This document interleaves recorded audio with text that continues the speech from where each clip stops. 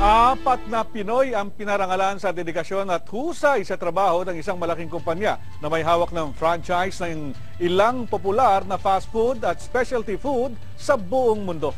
Mula Azizia Alcobar, may balitang global si Florante Catanos.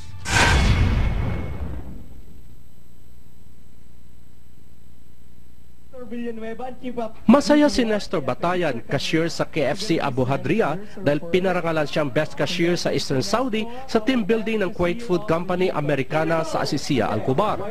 First time niyang dumalo sa activity kaya doble ang kanyang kasiyahan. Napakasaya po ngayon sa araw na to sa pagsali po sa first time ko pong pagdalo sa team building po ng Al Aliyah.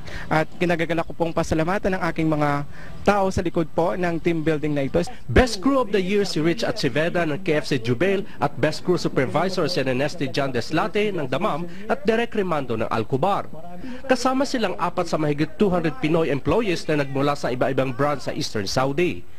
Maganda ang teamwork na ipinakita ng mga Pinoy sa group games tulad ng impromptu cheer dance, sack race, human pyramid at tug of war.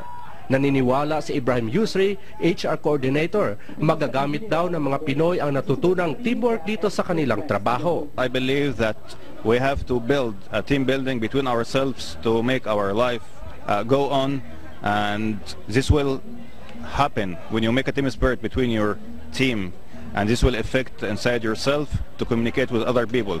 Sabi ni Ricardo Isip, nag-iisang Pinoy restaurant manager ng Kentucky Fried Chicken sa Middle East, isinagawa nila ito para sa kapakanan ng mga Pinoy. Ang layunin po namin ay mapag-isa ang bawat Pilipino dito sa region, mapagtibay yung samaan, pagkakaisa, at suporta sa bawat isa. Franchise owner ang Kuwait Food Company Americana ng Kentucky Fried Chicken, Krispy Kreme, Hardee's, TGIF, Red Lobster at Chicken Tikka.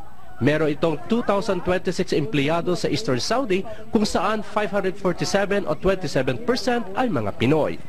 Florante Catanos, ABS-CBN News, Azizia Alcobar, Saudi Arabia.